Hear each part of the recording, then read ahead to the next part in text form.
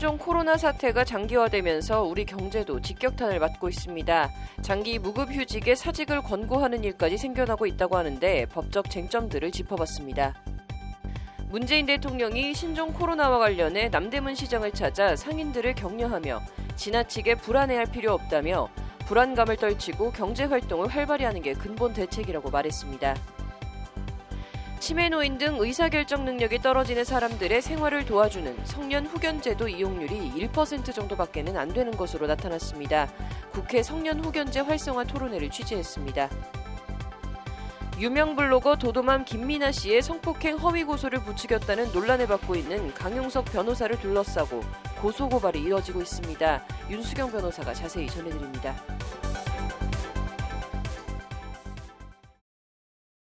2월 12일 법률방송 로투데이 시작하겠습니다. 첫 소식입니다. 세계보건기구 WHO가 오늘 신종 코로나의 공식 명칭을 코로나19로 한다고 발표했습니다. 관련해서 현재 일선 산업 현장에선 외국에 갔다 왔다는 이유만으로 2주간의 자가격리, 무급 휴가를 지시하거나 더 나아가 장기 무급 휴직 또는 사직을 권고하는 경우까지 생겨나고 있다고 하는데요. 회사 측은 회사 측대로 경영이 어려워 회사가 문 닫을 판인데 그럼 어떡하냐는 입장인데요. 장한지 기자가 각각 경우들의 법적 쟁점들을 짚어봤습니다. 이달 초 3박 5일간 태국 여행을 하고 지난 10일 귀국한 변모 씨는 한국에 들어오자마자 보건소를 찾아 코로나19 증상이 있는지 확인했습니다. 제가 온 날이 신날이었어요. 그래서 와가지고 병원에 가봤어요. 근데 병원을 가봤는데 그 병원에서는요 일상생활은 가능하다고 얘기했어요. 일상생활 가능하다고. 별다른 코로나19 증상도 없고 보건소에선 일상생활이 가능하다고 했는데 정작 회사는 일단 7일간 자택 자가격리를 지시했습니다. 회사 측에서는 7일 동안은 자가 격리라고 업무 배제해야 된다고 얘기를 하시더라고요. 그래서 업무 배제를 시키는 거예요, 지금. 저는 병원에서도 아무런 이상 없다고 했고 그런 상황이에요. 그리고 회사는 자가격리 기간은 임금이 지급되지 않은 무급휴가로 처리한다고 일방적으로 통보했습니다. 일단 일주일 자가격리지만 회사 측에서 추가로 자가격리를 더 지시해도 변 씨가 딱히 어떻게 대응할 수 있는 방법은 없습니다. 그렇게 되면 제 급여에서 깎는 거죠. 저 지금 몸이 근질근질해요. 저 하루 종일 집에만 있으니까 일하는 사람이잖아요. 몸이 간질간질해요 지금. 나가고 싶은데 나가지도. 이런 일이 비단 변 씨만의 얘기는 아닙니다. 인터넷 포털 사이트에 해외여행 자가격리를 검색하면 관련 글들이 주르륵 뜹니다. 해외여행 갔다 오면 자가격리를 꼭 해야 하냐는 질문에서부터 회사가 무급 자가격리를 강요하는데 어떻게 해야 하냐는 질문까지 내용은 비슷비슷합니다. 월급은 없다, 어쩌라는 건지 같은 냉소적인 글도 보이고 해외여행 다녀온 걸 숨겨야겠다는 등 웃지 못할 고육지책들을 놓고도 갑론을박이 벌어지고 있습니다. 신종 코로나 사태가 장기화하면서 유탄을 맞고 있는 건 해외여행을 다녀온 회사원에서 그치는 게 아닙니다. 회사가 어려워지면서 아예 장기 무급휴직이나 심지어 회사를 그만둘 것을 요구받는 경우까지 생겨나고 있습니다. 강의업체에서 일하는 서모 씨도 코로나19 사태가 이어지면서 일감이 뚝 끊겼습니다. 저희들은 아예 출강조차도 제한이 되어 있고 출강이 제한되다 보니까 수업료 받기도 어렵고 또한 어린이 출입할 때도 이제는 출입문에서도 조금 출입을 막고 있어서 수입은 3분의 1 토막이 났고 생활은 말 그대로 비상이 걸렸습니다.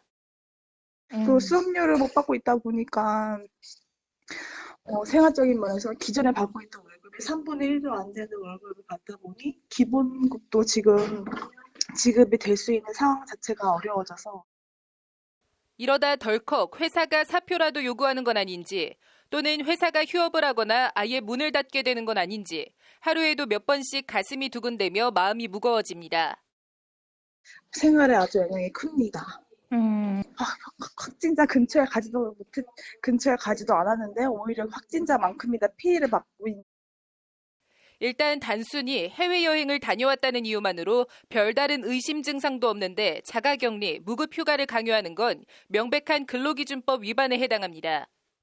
이 국가로부터 당신 반드시 자가격리를 해야 된다라는 지시를 받아가지고 격리가 된다고 하면은 그거는 기본적으로 할 수는 있어요. 무급으로 처리할 수가 있는데 단지 그냥 태국이라는 나라에 갔다 온 것만 해서 너는 무조건 자가격리를 해야 되고 그로 인해서 무급으로 처리한다라는 것들은 그거는 문제가 있죠, 당연히. 근로기준법은 장기간 무급휴직이나 휴업의 경우 노동자 잘못이 아닌 사용자 귀책 사유이면 평균 임금의 70% 이상을 지급하도록 하고 있습니다. 근로기준법상 휴업수당을 줘야 돼요, 그거는. 근로기준법 46조상. 사용자의 기책 사유로 휴업하는 경우에는 70% 이상의 수당을 지급해야 된다고 규정돼 있거든요. 자, 그거는 70% 이상의 휴업수당을 줘야 돼요. 문제는 코로나19 사태로 인한 경영 악화, 이에 따른 무급휴직이나 휴업을 사용자의 귀책 사유로 볼 수 있냐 하는 점입니다. 개별적인 어떤 사유 때문에 휴업하는지에 따라서 좀 달라질 텐데 일단은 이 경우에는 사용자 귀책 사유라고 보기는 어려운데 근데 이제 저희가 주되게 지금 사용자 귀책 사유라고 보는 경우는 어떤 사업상의 필요성, 그 사업의 영역에서 뭐 원자재 부품이 수급이 어렵다든지 또는 지금 거래처와 유통 차질이 발생했다든지 이 경우에는 권고사직의 경우에도 긴박한 경영상 사유에 해당한다면 이를 법적으로 문제 삼긴 어렵고 다만 자진해서 회사를 그만둔 게 아닌 만큼 실업급여 수급은 가능할 것이라는 게 최종현 변호사의 설명입니다. 다만 이제 이 경우에 고용보험에 따라서 실업수당이 있지 않습니까? 그 네. 실업수당을 지급받을 수 있는 사유들이 있습니다. 근데 거기에 보면은 어떤 경영상 상당한 경영난이라든지 공고사직 자체는 실업급여 수급 사유가 됐기 때문에 그 경우에는 실업급여를 청구해서 받을 수가 있습니다. 우리 경제가 코로나19 사태의 직격탄에 휘청이고 있는 가운데 정부는 오늘 코로나19로 피해를 보거나 피해가 예상되는 중소기업, 소상공인에 총 2,500억 원 규모의 긴급자금을 지원하는 방안을 발표했습니다. 관련해서 홍남기 경제부총리는 오늘 제5차 신종 코로나 대응 경제관계 장관회의를 열고 정부가 철저한 선제 방역에 총력을 기울이고 있고 확진 환자 확인도 정부 방역관리망 내에 있는 만큼 지나친 공포나 불안감에서 벗어나 정상적인 경제활동, 소비활동을 해달라고 당부했습니다. 법률방송 장하지입니다.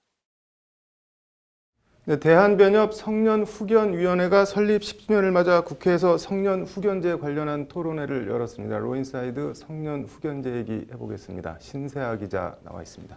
신 기자, 일단 성년후견제가 뭔지 설명이 좀 필요할 것 같은데요. 네, 이 성년후견제도는 치매나 고령자 그리고 발달장애인, 정신장애인 등 의사결정 능력이 떨어지는 사람들의 네. 이제 사회 경제 생활을 말 그대로 후견인을 지정해서 돕도록 하는 제도입니다. 네. 지난 2013년에 처음 도입돼서 이제 올해로 시행 8년째를 맞이하고 있는데요. 네. 이제 현재 우리나라에는 이제 이처럼 의사결정 능력이 부족해서 후견인이 필요한 이제 사람들이 치매 인구 75만 명을 포함해 약 100만 명 정도 되는 것으로 추산이 되고 있습니다. 네. 이렇게 우리 사회가 점차 고령화가 되면서 이제 성년 후견제 필요성은 점점 더 커지고 있는 상황입니다. 네, 피후견인 본인의 의사와 잔존 능력을 최대한 존중하면서도 네. 금융거래와 같은 이런 재산 관련한 분야에서부터 치료나 요양, 이런 신상에 관한 분야까지 이제 실질적이고 좀 폭넓은 도움을 주자 이런 취지입니다. 네. 뭐 취지는 좋은데 운영은 어떻게 잘 되고 있나요? 이제 이런 운영이 좀 문제점으로 꼽힙니다. 이제 네. 후견인이 필요한데 네. 후견인의 도움을 받는 사람은 이제 1% 정도밖에 안 된다고 하는데요. 네. 이제 앞서 후견인의 도움이 필요한 사람이 100만 명 정도다라고 하면 이 가운데 이제 10,000명 정도밖에는 이제 이런 도움을 받지 못하고 있는 겁니다. 왜 그렇게 이용이 저조한 건가요?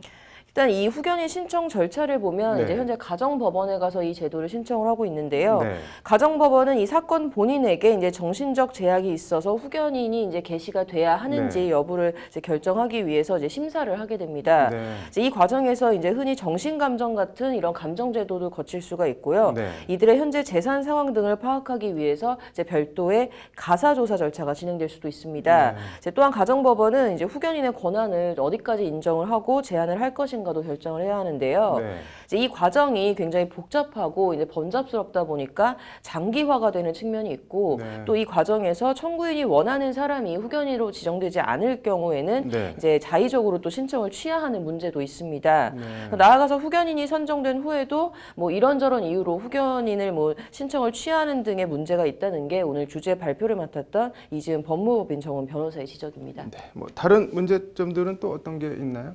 이렇게 해서 뭐 어렵게 후견 네. 개시 심판 결정이 난 이후에도 여러 네. 문제점들이 지적이 되는데요. 일단 이제 재산 조사상의 문제가 있습니다. 네. 후견인이 피후견인의 재산 목록을 작성하기 위해서는 네. 이제 현재 정부 3.0 안심 상속 원스톱 서비스를 이용하고 있는데요. 네. 이제 이를 이용할 경우에는 피후견인이 사망한 경우와 동일하게 피후견인의 모든 이제 계좌가 동결이 된다고 합니다. 네. 그래서 사후에 이거를 이제 일일이 이제 풀어야 되는 문제가 있고 네. 금융기관에서의 이제 또 실무적 문제도 이제 있는데요. 네. 만약에 피후견인 명의통장 개설이나 부동산 담보대출 등을 이제 후견인을 대리해서 각종 네. 금융 업무를 수행해야 하는데 이제 금융기관 직원들이 이 후견 제도를 잘 모르다 보니까 네. 이제 각종 업무 신청이 좀 근거 없이 불어댄 사례도 많다고 하는데요. 네. 이제 그 외에도 이제 법원 허가가 필요하지만 허가 결정이 지연되는 등 여러 문제점들이 또 꼽혔습니다. 뭐 제도가 좋은 취지로 시행은 됐는데 운영이 아직 덜 정착됐다는 얘기 같은데 그래서 어떤 대안들이 제시가 됐나요? 일단은 이 심사 절차 관련해서는 정신감정을 좀 간이감정 또는 진료기록부 감정 등으로 좀 간소화할 필요가 있다라는 이제 지적이 나왔고요. 네. 재산조사도 이제 상속 원스톱 서비스 프로그램은 상속과 후견으로 나눠서 이렇게 이원화를 시켜서 해야 된다라는 방안도 제시가 됐습니다. 네. 이제 금융기관 실무상 문제와 관련해서는 뭐 이런 직원들의 교육 그리고 이제 통합 매뉴얼 마련 필요성도 이제 제언이 됐고요. 네. 더불어 이제 뭐 인터넷 뱅킹이나 공인 인증서 발급과 같은 이런 사무 편의를 위한 제도 마련 등도 필요하다 이런 얘기들이 나왔습니다. 네. 이제 그 밖에는 이제 현재 발달 장애인 중 특정 후견을 신청한 사람에게 국한에서 운영되고 있는 이 공공 후견 제도도 이제 활성화해야 한다 이런 말들도 나왔습니다. 아직은 성년 후견 제도에 대해서 국민들이 충분하게 알고 있지는 않구나라고 생각을 하고 좀 더 나아가서는 그걸 필요한 분들이 활용하고 실제로 이용하는 데는 아직은 못 미치고 있지 않은가라는 생각을 했습니다. 그런 면에서 좀 더 많은 홍보 등이 네, 좋은 취지로 시작된 만큼 보완이 잘 돼서 제대로 시행이 잘 됐으면 좋겠네요. 오늘 잘 들었습니다.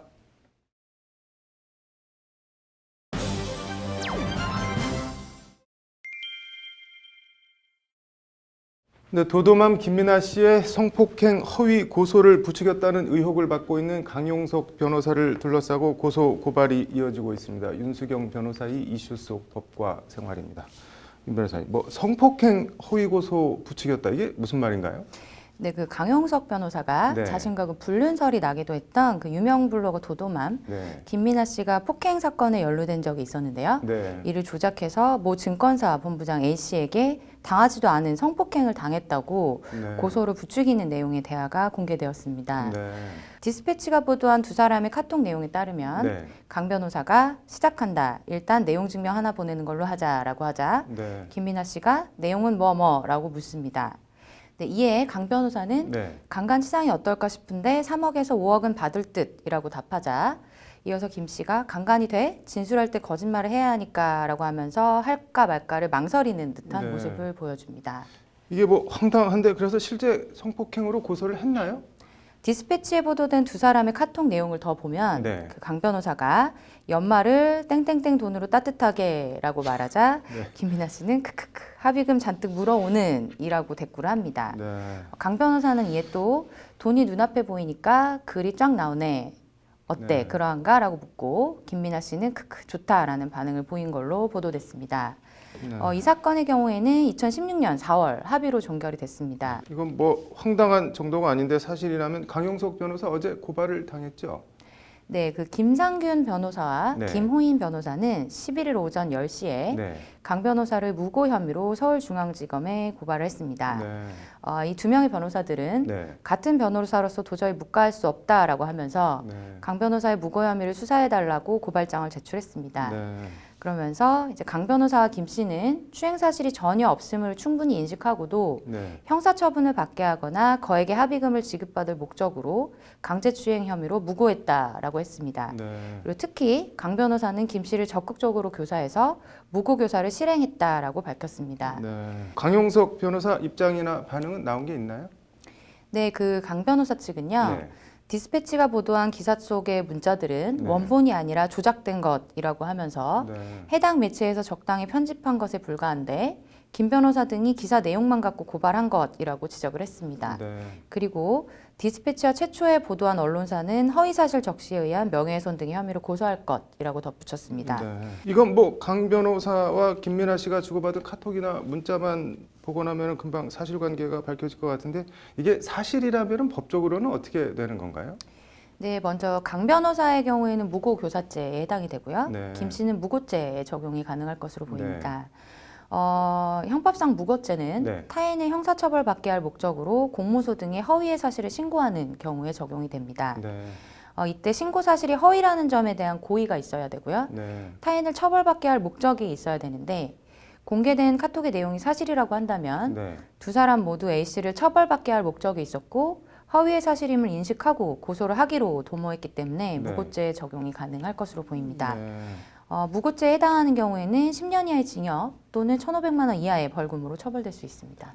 이게 만일 사실이라면 변호사 자격 같은 거는 어떻게 되나요? 뭐 박탈 이런 게 가능한가요? 어떤가요? 네, 먼저 변호사법은 제24조에서 변호사는 그 품위를 손상하게 하는 행위를 하여서는 아니 된다라고 규정을 하고 있고요. 네. 변호사는 그 직무를 수행할 때 진실을 은폐하거나 거짓 진술을 하여서는 아니 된다라고 규정을 하고 있습니다. 네. 그리고 91조에서는 그 영구 제명에 대해서 규정을 하고 있습니다. 네. 변호사의 직무와 관련하여 2회 이상의 금고 이상의 형을 선고받아 그 형이 확정된 경우 네.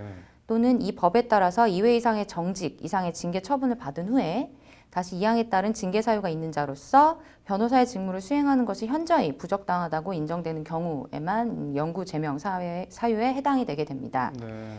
강 변호사는 그 상간남 위자료 청구 소송을 제기한 김 씨의 전 남편과의 소송에서 네. 김 씨와 공모해서 전 남편의 인감증명을 위조하고 네. 소송 취하서에 날이 나온 후에 법원에 제출한 혐의 네. 사문서 위조로 2018년 10월 네. 징역 1년의 실형을 선고받아서 네. 법정 구속이 되기도 했습니다. 네. 그렇지만 지난해 4월 항소심에서 무죄를 선고받았고요. 그래서 현재 변호사 및 유튜버로 활동 중에 있습니다. 네. 그렇기 때문에 아까 변호사법에서 규정한 사유에 해당되지 않는다면 뭐 영구 제명의 경우는 어려울 것으로 보입니다. 네. 아무튼 강용석 변호사 저게 사실인지 아닌지 검찰 수사에서 좀 빨리 밝혀졌으면 좋겠네요. 오늘 잘 들었습니다. 네, 오늘 준비한 소식은 여기까지입니다. 시청해 주셔서 감사합니다.